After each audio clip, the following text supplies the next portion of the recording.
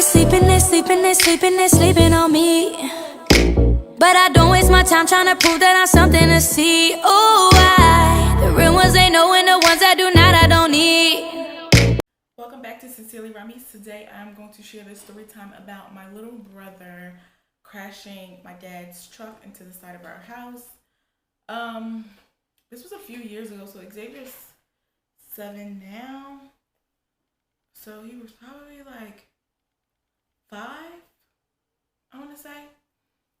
He was like 5 years old when this happened, so it's a really quick story, but it's freaking crazy. Like, it was all over the news. Like, if you can search it and find it like on the news websites, our local news websites and stuff like that. It was crazy.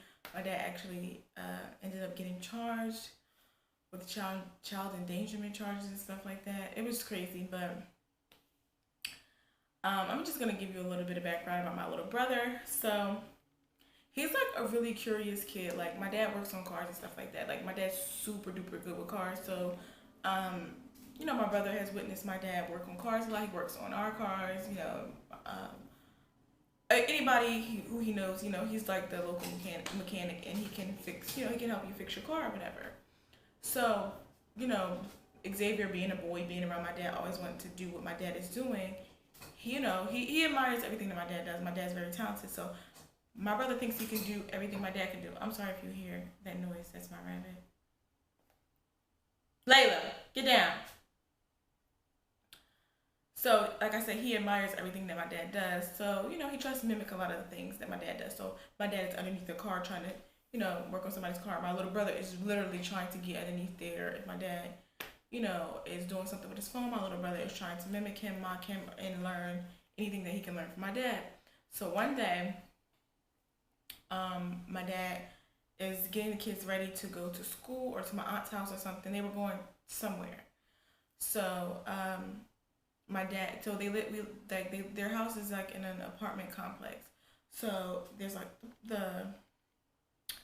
it's like the street when you drive down, whatever, you make a left.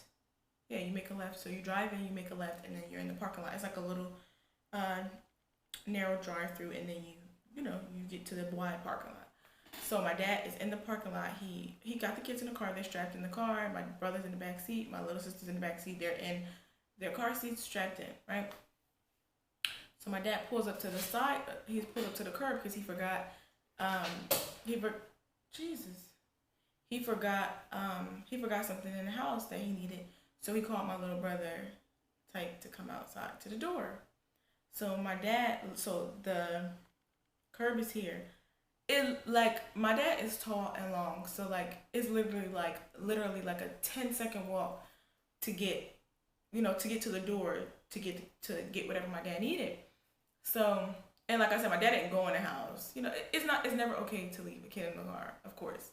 But he didn't go very far. He literally took like 12 steps and, grabbed whatever he needed from my brother, and he proceeded to walk back to the car. So as he's reaching his hand out to get what he's getting from my other brother, he hears a big boom. He looks back and he sees that his car is not there, so he walks back toward the curb, and he looks, and his truck is crashed into the side of the building, and my little 5-year-old brother, is in the driver's seat, like scared shitless. So like my dad's freaking out, and he's just like, oh my freaking God, like, I can't believe you did this, Xavier. So Xavier had unbuckled himself out of the car seat, got in the driver's seat, and like I said, he's very smart. He's always been smart. He's 7 now, but even then he was very smart. Like, he knew to put his foot on the gas to change the gear to drive the car. So he's not he's not a dummy. He was way too advanced for his age.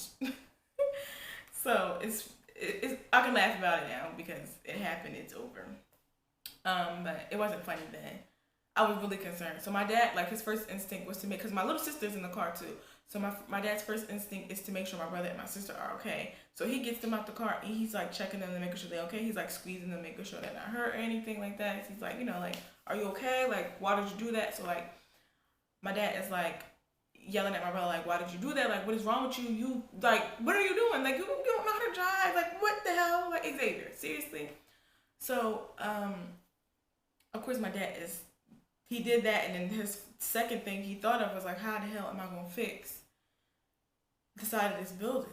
So it's just like a brick building. It's, for my dad, it's an easy fix. So my dad's like, I'll just tell the maintenance people I'll fix it. They don't have to worry about it. You know, it was my fault. My son did the shit. So,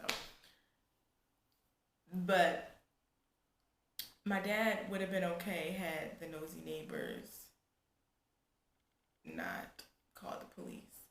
So before you know, like, my dad's out there trying to, like I said, making sure the kids are okay.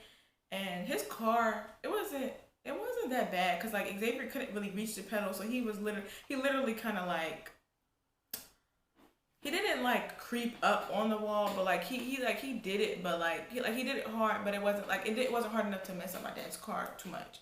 So my dad, he looked at his car was fine or whatever. But as my dad is looking at his car, he backed the stuff, he backed his car up or whatever, put it back where it was supposed to be, and he's trying to like strap the kids back in the car or whatever.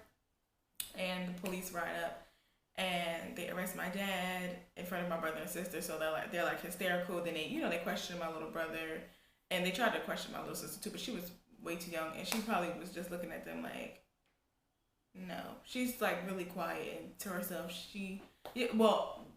to people she doesn't know, but around us she's fine.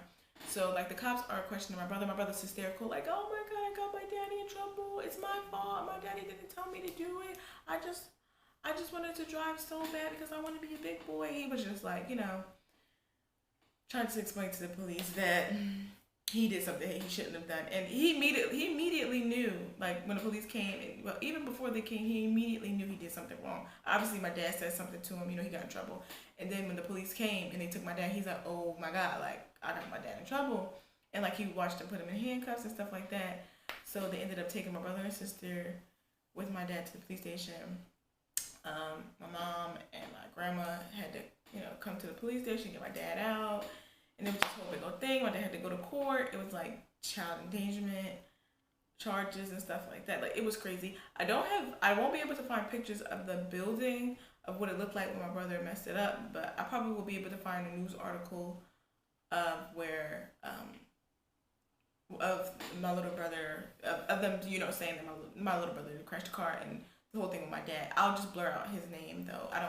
You guys probably will be able to see it, but I don't want to put my dad out there like that. If you want to go search the article, that's your business, but yeah. So that's the story time about how my little brother crashed my dad's car into the side of our house. Thank you for watching. See you guys next time on Sincerely Ramis.